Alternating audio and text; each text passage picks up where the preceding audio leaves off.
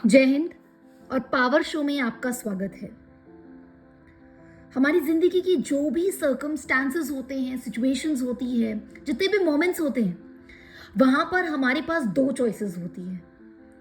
एक चॉइस होती है पॉजिटिविटी की और एक चॉइस होती है नेगेटिविटी की। और ये हम पर निर्भर करता है कि हम कौन सा पाथ, कौन सा रास्ता चुनना चाहते हैं। हर सिचुएशन में हमारे पास चॉइस होती है कि हम पॉजिटिविटी को देख सकें। The secret, law of attraction, manifestation हमें यही सिखाता है कि हमारी जो भी नेगेटिव सिचुएशंस हैं लाइफ में, वो हमें पॉजिटिविटी की तरफ लेकर जाती है। हर रास्ता नेगेटिविटी, कॉन्ट्रास्ट और सिचुएशन से भरा हुआ होता है, बट वो आखिरी डेस्टिनेशन जो होती है, वो जो लेकर जाती है, वो खुशी की तरफ ही, पॉजिटिविटी की तरफ ही लेकर जाती है। आज की कहानी तमन्ना की है। तमन्ना बहुत ही बुरे फेज से गुजर रही थी अपनी लाइफ के। वो डिवोर्स हो चुका था उसका, और ट्रू लव का जो आइडिया है, सच्चे प्यार, रोमांटिक लव और एक अच्छा रिलेशनशिप का जो आइडिया है, वो उसके दिमाग से पूरी तरीके से निकल चुका था। और वो सोचती थी कि ये सब बहुत बड़ी ढकोसलेबाजी है, ये सब कुछ फेक है। ये जो लव लोग दिखाते हैं, लव होता ही नहीं है। हर रिलेशनशिप में कोई ना कोई प्रॉब्लम होती है। उसे लगता था कि ये सब बेकार चीज़ें हैं, कोई फ्रीडम नहीं होती है। मतलब वो बहुत ही ज़्यादा फ्रस्ट्रेटेड थी, क्योंकि जब हम एक ऐसे पेनफुल, हर्टिंग सिचुएशन से निकलते हैं, तो हमारा जो हार्ट चक्रा होता है बहुत ज़्यादा ब्लॉक्ड हो जाता है और हम हील नहीं हो पाते हैं अपनी पास्ट से और अपनी लाइफ की सिचुएशन से, जिसकी वजह से हम रोमांटिक लव और रिलेशनशिप में बिलीव करना बंद कर देते हैं। हमें हर जगह, हर इंसान में नेगेटिविटी दिखती है, हर रिलेशनशिप में नेगेटिविटी दिखती है, और ये रीज़न, इस सब का रीज़न हम खुद ही हैं। तो बहुत ज़्यादा एक अच्छे परिवार में पली बड़ी थी तमन्ना।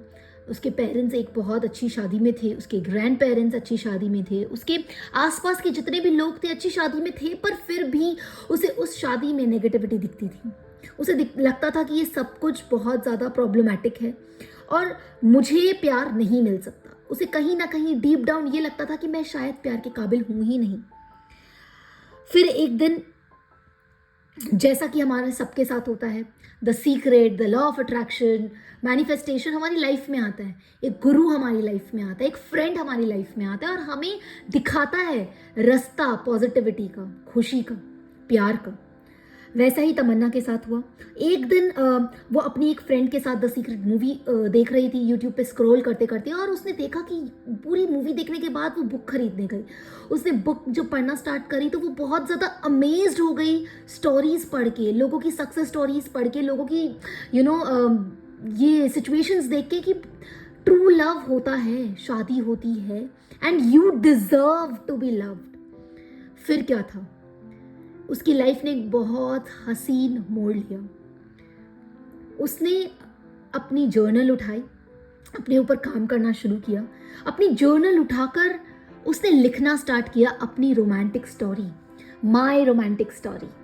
उसने हर कैरेक्टर लिखा, उसने हर डिटेल लिखी, how she want to be loved, how she want to be cared for.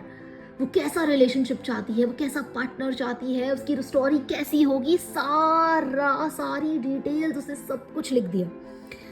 और एक बहुत ही अलग एक फेज में चली गई, क्योंकि जब हम लिखते हैं तो हमारा क्रिएटिव प्रोसेस बाहर आता है, हमारा हार्ट चक्रा खुलता है, हम आस्किंग और बेसिकली हम बिलीविंग के मोड में आ जाते हैं। आस्किंग और बिलीविंग राइटिंग के प्रोसेस से ही आ पाता है सबसे ज़्यादा, क्योंकि हम उस क्रिएटिव फोर्स को अपने अंदर थ्रू राइटिंग पेन डाउन कर रहे होते हैं। बस तमन्ना की लाइफ वहीं से चेंज होना शुरू हो गई। उसने सारी कहानी लिख दी, जैसे हम कहानियाँ पढ़ते हैं, लव स्टोरीज पढ़ते हैं, उसने वैसी ही कहानी लिख दी।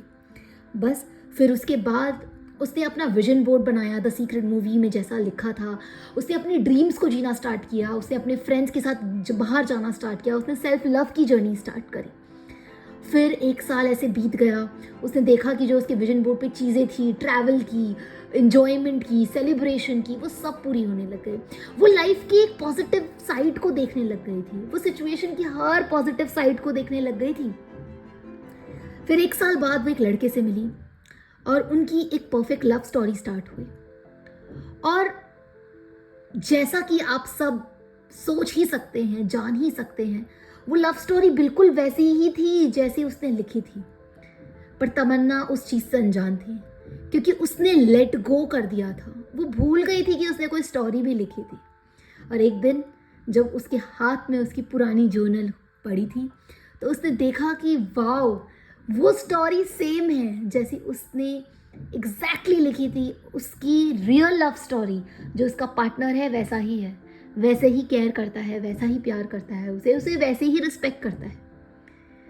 सो जो भी अपनी लव की जर्नी पे वापस आना चाहते हैं, जो मैरिड हैं कपल्स, उनको भी मैं यही चीज़ बोलूँगी कि आप अपनी लव स्टोरी खुद लिखिए और उसे भूल जाइए, बस उस स्टोरी में इनग्रॉस्ड हो जाइए।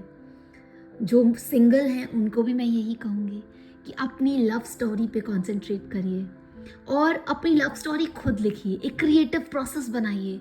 आप कैसी चाहते हैं अपनी लव स्टोरी, एक एक डिटेल डालिए, एक एक कैरेक्टर को बिल्डअप करिए और आप देखेंगे धीरे धीरे आपके लाइफ में वो लव, वो केयर, वो रिस्पेक्ट, वो रिलेशनशिप्स, वो सब आ जाएगा।